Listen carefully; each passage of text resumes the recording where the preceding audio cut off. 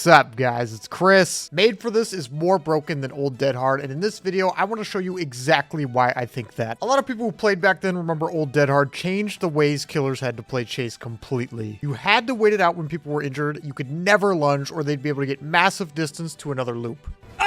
It was effectively a third health state and free distance in one perk, which is exactly what Made for This now does for survivors. On top of getting 10 seconds of endurance after healing a teammate, which is a third health state, this perk gives a permanent 3% haste while injured. And I've actually heard some survivors out there say, well, it's only 3%. Let me show you exactly what this perk can do around basic tiles. On the left, I'm running healthy here, and I did start up these chases at the exact same time, and you can blatantly see how much more distance I'm going to be getting with Made for This throughout this chase, to the point where I'm getting an extra loop out of this pallet no matter what happens. I don't end up dropping the pallet in this video clip here because I do want to show off how much faster you're going to be getting hit without Made for This versus with it. And I'm getting a full extra loop out of this pallet before I'm going to be getting hit by this killer. Almost 2, I believe, which is absolutely ridiculous. Now, if this was the case and it was only one time in the game, but this is with every tile in the game, making up for countless mistakes survivors make in chase. All 4 survivors can run it, and you can't wait it out like Old Dead Hard. Sure, you can wait out the 10 seconds of endurance, which is a thing for some reason, but again, you're just staring at someone for 10 seconds, which is even longer than you'd usually be staring at somebody with Old Dead Hard. And sure, there's the argument where, you know, this is only really happening if the killer's slugging, so it's really not going to come into play outside of that. I don't understand how you can make the argument that the perk is already an insane S tier perk with the 3% speed, how you would also need it to be an anti-slugging perk at the same time. Like, at least make them run 2 perks for it with Buckle Up and Made for This, right? I also wanted to show off how goofy it is in being able to get to another loop all the time on top of how much time you're buying yourself around a single pallet. So you have to understand, while you're also getting an extra loop out of everything in the game, you're making it to every tile faster every single time. You're going to be able to hold W to the next pallet faster than you will without it. And it's just way over the top. It is a ridiculous, ridiculous perk. DBD is a game that's all about time management for the killer. So with 4 people running this on top of resilience, which for some reason gives 9% gen speed, the amount of complete free time survivors can just buy their team for existing with these perks is getting a little bit unreasonable in my opinion. And again, I'm not trying to say perks shouldn't do things, but at least for 90% of the strong killer perks, the killer actually has to do something for them. Pretty much every single strong survivor perk is being rewarded for absolutely nothing or even bad gameplay.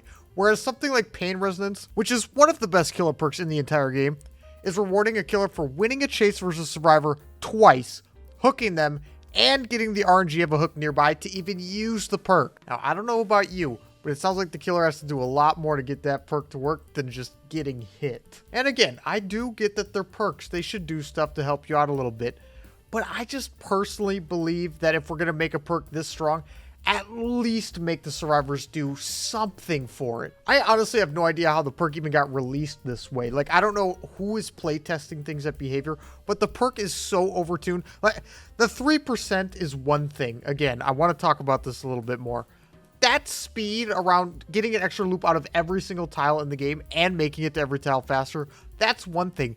How did they even release it with the 10 seconds of endurance on top of that? Like, what in their minds made them think that was okay? And I think we could all agree that Old Eruption was an insanely strong perk that was really boring to deal with and stuff. But at least the killer had to kick a gen and get a down on a survivor for the perk to even work. All survivors have to do to buy all this time throughout the entire match, which all 4 of them can run, is get hit. And if you run No Mither with the perk, you don't even have to do that. Now, I'm not saying No Mither's a good perk, but I'm just saying it's insane. So now I'm going to stop ranting about how insane this perk is, and now I want to go over some options about how we could make this perk fair. And maybe some of you out there believe this perk is fair, and I'd love to hear the conversation about it in the comments, but for now, here are my thoughts. The first obvious option we could do is give it a similar effect to Lucky Break, where once you get hit, it's active for 60 seconds, and then it's gone unless you heal a teammate or something like that. And I truly believe the 10 seconds of endurance should be flat out removed. They literally just reworked Buckle Up to give endurance to yourself and the teammate after picking them up off the ground. So the least we could do is force survivors to run 2 insanely strong perks instead of 1. The second option is the haste is at least nerfed to 2% because it's honestly kind of hilarious that Boone Dark Theory gives 2% haste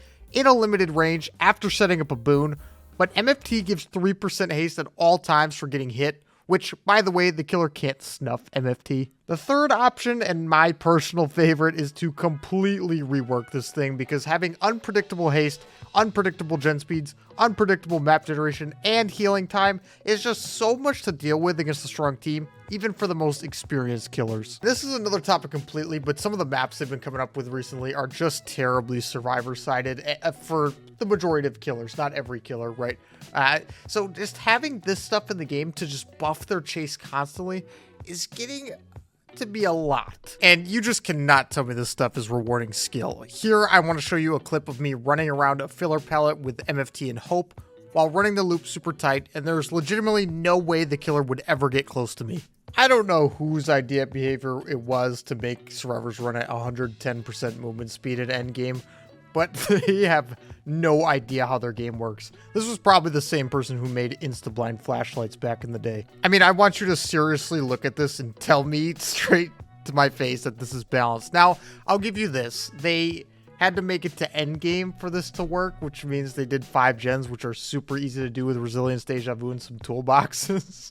So at least they're rewarded for something, kind of. But this is just absolutely goofy. And recently, it's also been putting me in a position as a killer where if I want to win, I'm going to be putting on 3 to 4 slowdown perks, because I do not ever want to see a survivor hit endgame.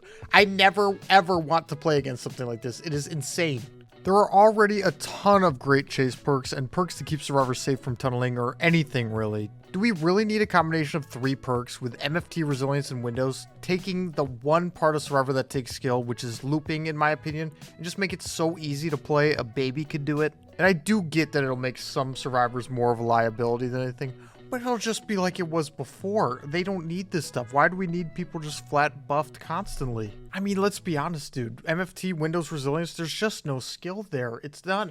I don't even get why people enjoy running it so much. If they just want to queue up and all they want to do is win on Survivor, it's insane. And it's not the only thing I see. I see plenty of people running strong stuff, but it's like you don't even need perks on the roll 90% of the time. You could just queue it up with nothing and do really well. Better than people who run perks because they crutch on them so hard half the time. But going back to the point on Hope, I really think if we made MFT 2% haste and Hope 5%, it'd be a lot healthier for the game and still very strong. There is nothing you could say to convince me that survivors should permanently move at the same speed as the killer in a horror slasher game. I know I've talked about MFT a lot recently, but it's giving me the same vibes as Circle of Healing, where it's taking all of the horror out of the game and survivors are just getting so strong and have so many freebies that they're permanently safe with little threat on a lot of these maps. I just really have no idea what direction behavior is trying to take this game, and even though it was justified, I can't lie that seeing Alien nerf before they even mentioned touching MFT was pretty sad to me. I mean, any reasonable person can see that MFT is at least slightly overtuned, with the endurance on top of the haste, if not outright broken. So how has behavior ignored it for so long? At first, I really thought they were just making a ton of money off the Singularity chapter, selling it because MFT was such a strong perk, people were buying it a lot, and then I saw them put it in the Shrine, so just everybody and their mother could have it. So that definitely threw me for a loop. There's just so many ways they could take this perk to not make it completely broken, and they haven't done any of it. I'm really curious to hear what they're going to be doing with the perk. I know it was announced that they're thinking of nerfing it, which is about goddamn time. You know, just so many base kit changes to Survivor. Now we're just making Survivor's base kit 103 basically, because everybody's got the perk on. I don't know.